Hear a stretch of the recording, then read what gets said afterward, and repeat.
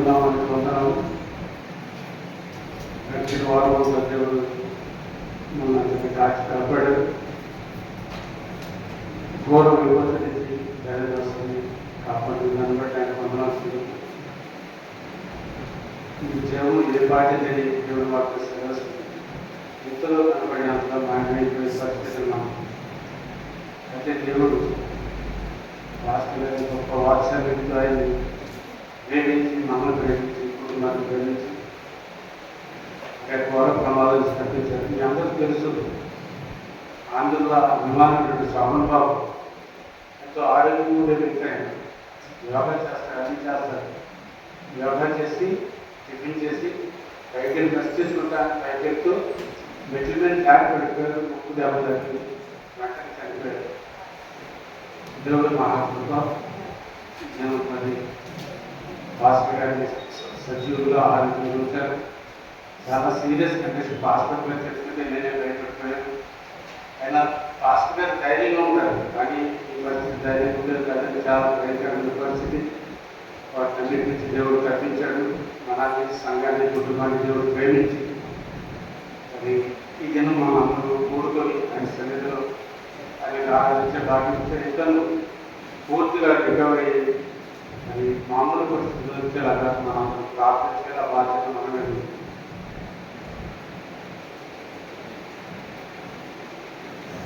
ఒక పాట పాడుతూ దేవుడు చేసిన కార్యాలను బట్టి ఒక పాట పాడుతూ ముందుకు వెళ్తాం. 833 పాట గొప్ప దేవుడు అని మొదటి చరణం పాడుతున్నాను.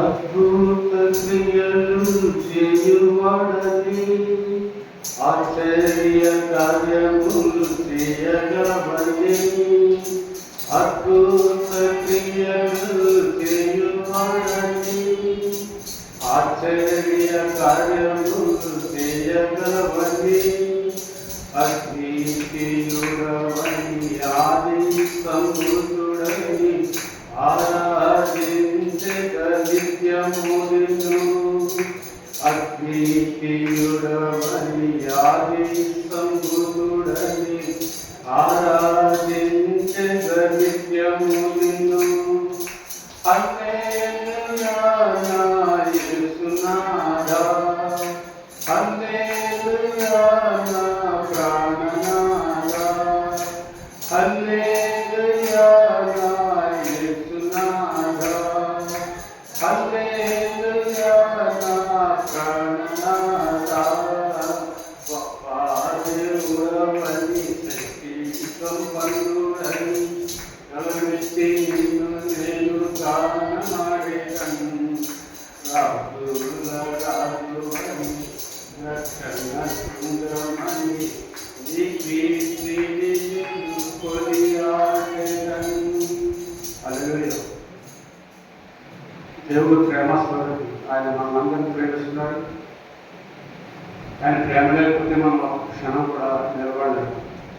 నిమిషానికి 27 సార్లు మనం శ్వాసలు చేస్తున్నామని లెక్క పెట్టారు. అంటే ఊపిరి తీర్చుకున్నాం, మనం వదులుతాం 27 సార్లు. ఆ 27 సార్లు ఒక్కటి మిస్ అయితే మనం అయిపోయినది. ఎవరంతా కృపమయ్యాడు. అలాగే ముందే నిమిషానికి 52 సార్లు కొట్టుకుంటారు. అది కూడా మనకి అంత తెలిసింది. దేవుడు ఏ క్షణం ఏం చేస్తున్నా మనకు తెలియదు.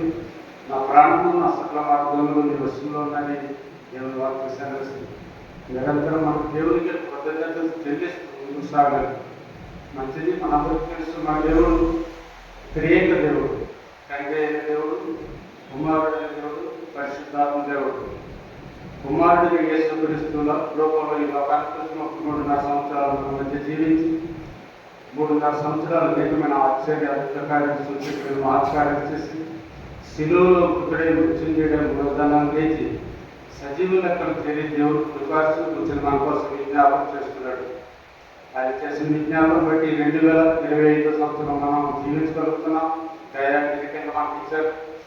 25 సంవత్సరాలు 8 నెలలు చదవలేము. ఈ 42వ పునరుద్ధానం ప్రపంచంలో ఆయన స్తుతిస్తుండగా ఆరాధిస్తుండగా మనం కూడా వారందరితో కలిసి పాల్పొట్టుకొని దేవుడు ప్రార్థన చేసి ఆరాధించి భావించిన విధానం బట్టి ఆయన పొందడానికి జీవితం. మనకంటే గనులు గొప్పవారు పెద్దలు ఎంతోమంది జనాలు లేరు. సజీవులు కదా, నేను ఆమెను స్థుతిస్తాను. ఈ పరిశుద్ధ లేఖనం సర్వస్తుంది. మందు నిన్ను స్థుతిస్తుందా, పాతాళలోకంలో నీకు స్థుతి కలుగుతుందా అని యెషయా గ్రంథంలో మనం చూస్తాం. ఇప్పుడు మనం పరిశుద్ధాత్మ కాలంలో ఉన్నాం. దేవుడు మరణించి తిరిగి లేచి పరలోకంకి వెళ్ళే ముందు తండ్రి ఎందుకు శ్వాస 40 దినాలు భూమి మీద సంచరించి సశరీరుడుగా జీవించి 500 మంది కంటే ఎక్కువ మందికి దర్శన భావించి తన శిష్యులు 11 మందిని దర్శించి వారు బలపరిచి, నేను తండ్రి యొద్దకు వెళుతున్నాను, నేను వెళితే ఆదరణకర్త మీ యొద్దకు వస్తారు, నేను అల్లకపోతే ఆయన రాడు, సత్య స్వరూపి అయిన ఆత్మ మీ మధ్యకు వస్తుంది, మిమ్మల్ని సర్వ సత్యంలోకి నడిపిస్తాడని దేవుడు సెలవించాడు. ఆత్మస్వరూపులో ఉన్న దేవుడు ఎలాంటి కార్యాలు చేశాడని మనం చూస్తున్నాం. ఇప్పుడు సత్యకళ వ్యాసంగా ఒకటి ఆదికాండం 1:1-2 ఆది యందు దేవుడు భూమి ఆకాశములను సృజించెను. భూమి నిరాకారముగాను శూన్యముగాను ఉండెను.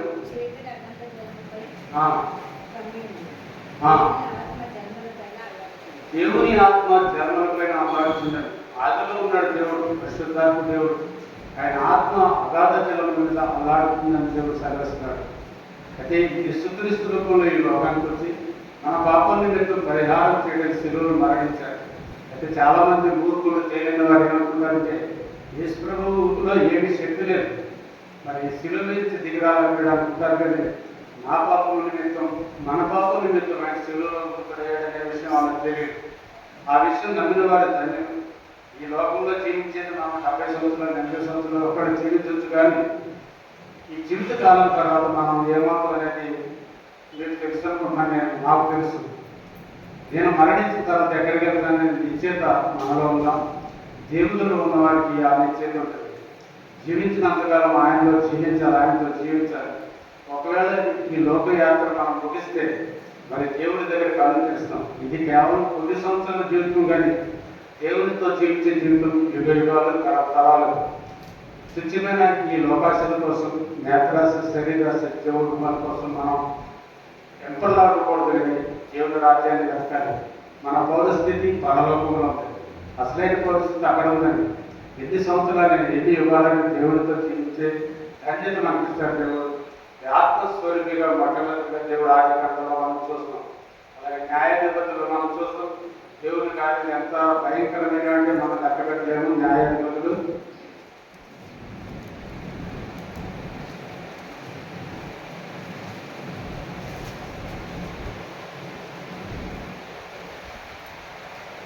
పద్నాలుగు అధ్యాయం 5-6 న్యాయాధిపతులు 14:5-6.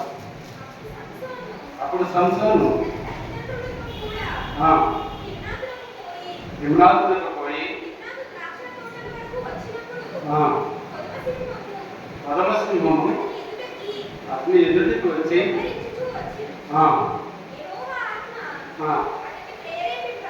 చాలమ్మా, యెహోవా ఆత్మ అతనిని ప్రేరేపింపరా. దేవుడి ఆత్మ మనలో ఉంటే మనలో ఆశ్చర్యకార్యం జరుగుతాయి. మనలో శరీరము, దేహము, మన ప్రాణాత్మ దేహాలు ఉన్నాయి. అది దేవుని ఆత్మ మనలో ఉంది. మనం చూస్తాం. దేవుడిని మొట్టమొదటిగా ఆదామును సృజించినప్పుడు ఆదాము నేల తయారు చేశాడు. జగడ మధ్యతో మానవుని తయారు చేశాడు. మనమంతా మనం కట్టే కదా, చనిపోయినప్పుడు మట్టిలోనే ఉంటాం మనం. అయితే ఆదాములో ఏమాత్రం జీవం లేదు. అప్పుడు దేవుడు ఏం చేస్తాడు? ఆయన నాసికారంలో జీవాయుడు కాదు, నరుడు జీవాత్మ. ఆయన దేవుడు ఉంది జీవాత్మ, నీలో నాలో అందరూ ఉంది. ఆ ఆత్మను దుఃఖపెట్టకూడదండి. ఇప్పుడు సంసోను గారు యెహోవా ఆత్మ అతను ప్రేరేపించారు. ఆయన సంసోను గారు నాజీలు చేయబడిన వ్యక్తి, దేవుని కోసం వాడబడటానికి ఈ లోకానికి వచ్చిన వ్యక్తి, న్యాయాధిపతిగా ఉండాల్సిన వ్యక్తి. ఆయన దేవుని అద్భుత శక్తితో అనేక మంది కార్యాలు చేయించారు. వచ్చి గాడితో దవడయ్యకు 1000 మంది ఫిలిష్తీయులను అర్థం చేసినవాడు. అయితే కేవలం ఇక్కడ మనం చదివిన రెఫరెన్స్లో సింహాన్ని దాన్ని తీర్చివేస్తాడు, 2గా తీర్చివేస్తాడు. 19వ వచనం మనం చూస్తే యెహోవా ఆత్మ అతని మీదకి మరలా రాగా. ఆత్మ ఉంటుంది మనలో. ఆత్మ ఉన్నారని మనం గుర్తించాలి. కేవలం శరీరాన్ని పోషించుకుంటూ, శరీర కోరికలు తీర్చుకుంటూ, శరీరంతో జీవించడం కాదు. కానీ మనలో దేవుడు వచ్చిన ఆత్మ ఉందని మనం నిరంతరం ఎప్పుడు జ్ఞాపకం చేసుకుంటూ దేవుని ఆత్మను కూడా మనం దుఃఖపెట్టకుండా, పరిశుద్ధాత్మను దుఃఖపెట్టకుండా మనం ప్రార్థన చేస్తూ ఉండాలి. శరీరానికి మామూలుగా ఆహారం ఎలాంటిదో లోపల ఉన్న ఆత్మ కూడా జీవాహారం కావాలి. అదే వాక్యం చదవడం, ప్రార్థన చేయడం. ప్రార్థన చేస్తే దేవుడు మన చేయడం మనకు అర్థమవుతుంది. అలాగే వాక్యం చదివినా కూడా దేవుని పరిస్థితి, దేవుడు ఏం చెప్పినాడో మనకు అర్థమవుతుంది. మరి ఏదో మామూలుగా వచ్చి వెళ్ళిపోవడం, మన పనులు మనం చూసుకోవడం, నేను క్రైస్తవులుంటే అది చాలదు. కనుక దేవుడితో మనం సహవాసం చేయాలి. మనం ఏ పని చేసినా సరే దేవుడిలో మనకుంటే దేవుడు తప్పకుండా మనం ఆశీర్వదిస్తాడు, జీవిస్తాడు. కాబట్టి దేవుడు ముందు చాలు. ఏహెచ్కేలు గ్రంథము, ఏహెచ్కేలు 37 అధ్యాయం 5-6 వచ్చినారు. ఏహెచ్కేలు 37:5-6. ఈ ఎముకలకు ప్రభు అని యెహోవా సెలవిచ్చినది ఏమనగా, మీరు బ్రతుకున్నట్లు మీలోనికి జీవాత్మను రప్పించుతున్నారు. చాలు. అక్కడ ప్రవక్త అయిన యేసుకేలు దేవుడు ఒక వేళ తీసుకెళ్తారు. 37 అధ్యాయంలో మనం చదువుతున్నాం, తెలుస్తుంది. అక్కడ అన్ని ఎండిపోయిన ఎముకలు, గుర్రె, కాళ్ళు, చేతులు, ఎముకలన్నీ ఉంటాయి. ఇవి మాట్లాడగలవా, వీటిలో జీవం వస్తుందని దేవుడు అడిగితే మీకే తెలుసు ప్రభు అని యేసుకేలు చెప్తారు. ఆయన మరి ప్రార్థన చేసిన ఎముకలని, ఏ ఎముకలుగా ఎముకలు బతుకుని ఒక అస్థిపంజరాలు తయారవుతుంది. వాటిలో జీవం ఏమాత్రం. అప్పుడు ఆయన జీవాత్ములుగా వాటిలో జీవం వచ్చి మనుషులుగా తయారవుతారు. ఇది ఇశ్రాయేలు సాదృశ్యంగా చెప్పబడింది. ఇశ్రాయేలులందరూ ఎండిపోయిన పరిస్థితుల్లో ఉన్నారు, దేవుడు ఎరగని పరిస్థితుల్లో ఉన్నారు, దేవుడిని గుర్తించుకోని పరిస్థితిలో ఉన్నప్పుడు యెహెజ్కేలు అనే ప్రవక్తకు దేవుడు చెప్పిన మాట, వారి కోసం ప్రార్థన చేయమని. మనం కూడా ఒకవేళ ఎండిపోయిన స్థితిలో ఉన్నామో, సమృద్ధి అని లేదేమో, మనం దేవుడు ఒకవేళ మనం అడుగుతున్నాడు. ఆనాడు ఇశ్రాయేలు ఎలా ఉన్నారో మనం కూడా ఒకవేళ అలా ఉంటే ఈ ఉదయకాలంలో దాన్ని మనం సరి చేసుకుని దేవుడితో నిరంతరం ఆయనతో సాహసం చేసేవారుగా ఉంటాం. అప్పుడు దేవుడు ఆయన ఇచ్చే దేవుని ఆశీర్వాదాలు మనం పొందుకుంటాం. కానీ ఎండిపోయిన స్థితిలో మనం నేనైతే దేవుని మందిరంలో పచ్చని ఉరిగా చెట్టు వల్ల మన దేవుడు వాక్యం సెలవిస్తుంది. ఈ జీవితం సమృద్ధిగా ఉందా, నూనెతో నా బలానికి ఉన్నాడు, నా కింద నిండి పొరుతుందని ఏదో కూడా కేట్టులో మనం చూస్తాం.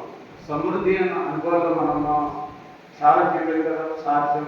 మరి ఏ విషయంలో దేవుడు సహాయం చేస్తాడు. దేవుడికి అసాధ్యమైన లేదు. అన్నీ ఆయనకు సాధ్యమే ఆయన చెప్తుంది. కానీ మనం మరి ఆయనతో ఎలా ఉన్నామనేది దేవుడు కోరుతున్నాడు. కాబట్టి దేవుడితో మనం సంతోషంగా ఉండాలంటే, ఆయన ఇచ్చే ఆశీర్వాదాలు దేవుడు పొందాలంటే మరి ఆయన చెప్పిన ప్రకారం మనం నడవాలి. లూకా సువార్తలో ఒక మాట చూస్తున్నాం. ఇప్పుడు చదివిన మాట లూకా సువార్త 23వ అధ్యాయం.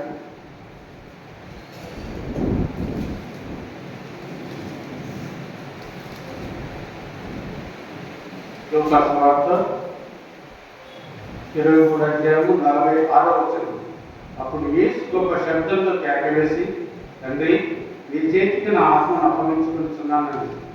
యేసుప్రభు శిలువలో పలికిన మాటలు ఆఖరి మాట. మరి ఆయన లోకానికి వచ్చి 1.5 సంవత్సరాలు మనలో జీవించి మనలో ఒకటిగా జీవించాడు. సజీవుడుగా ఉన్నాడు. ఎన్నో కష్టాలు, సామాన్య మానవుడు ఎన్ని కష్టాలు అనిపిస్తాడు, అంతకంటే ఎక్కువ అనిపించాడు. పడిన కష్టాలు మనం పడే జీవాలకు కూర్చొని అన్నీ చేసి తండ్రి చిత్తాన్ని నెరవేర్చి శిలువలో పలికిన 7 మాటలు 7వ మాటని, తండ్రి, నీ చేతికి నా ఆత్మ అప్పగించుకుంటున్నానని. మనలో ఉన్న ఆత్మని దేవుడికి మనం అప్పగించుకోవాలి. అది కల్మషంతో ఉంటే, అసూయతో, ద్వేషం, మత్సరాలతో ఉంటే, ఈ లోకపు ఆశలతో నిండి ఉంటే అది దేవుని సన్నిధి చేరదండి. మరి శరీరానుసారంగా జీవిస్తారని, ఆత్మానుసారంగా జీవిస్తారని. ఆత్మానుసారంగా మనం శరీరానుసారంగా జీవిస్తున్నామా, ఆత్మానుసారంగా జీవిస్తున్నామా? దేవుడిని మరి సంతోషపెట్టే జీవితం మనలో ఉందా, దుఃఖపెట్టే జీవితం మనలో ఉందా? మనం దానికి ఒకసారి మనం పరిశీలన చేసుకోవాలి. మన ఆత్మీయ స్థితి దేవుడితో ఎలా ఉందనేది మనం జ్ఞాపకం చేసుకుంటూ, యేసుప్రభు ఆయన ఆత్మను తండ్రికి ఎలాగ అప్పగించుకున్నారు, మనం కూడా అలా అప్పగించుకునేలాగా పరిశుద్ధంగా, యథార్థంగా, నమ్మకంగా జీవిస్తూ ఆయనలో మనం ముందుకు సాగుతాం. ఎఫ్ఎస్సీకి రాసిన పత్రిక, ఎఫ్ఎస్సీ 4:29:30 ఎఫెసీయులకు రాసిన పత్రిక 4:29:30.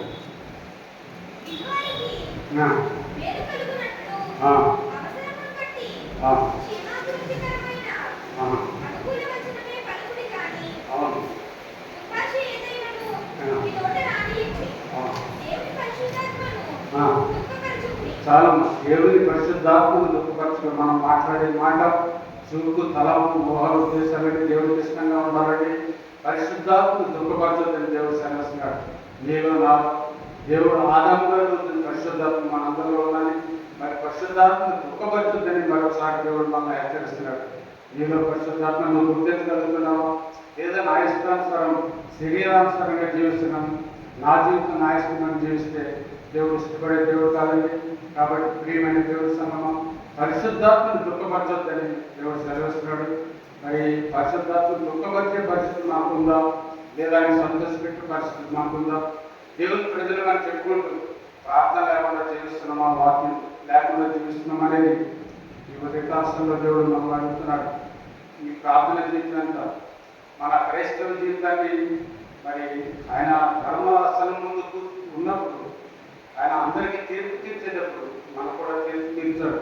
మనం మాట్లాడే మాటలు చూపుడు తలంపులు ఆలోచనలన్నీ ఆయన తీర్పు తీరుస్తాడు. కాబట్టి ఆయన ఎదుట మనం నిర్దోషిగా నిష్కళంగా ఉండగలుగుతున్నాం అనేది జ్ఞాపకం చేసుకుందాం. అలాగే మరో మాట పేతురు రాసిన మొదటి పత్రిక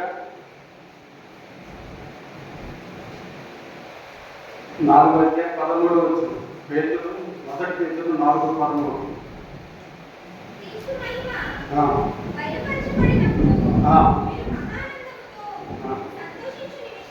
సంతోషించిన నిమిత్తము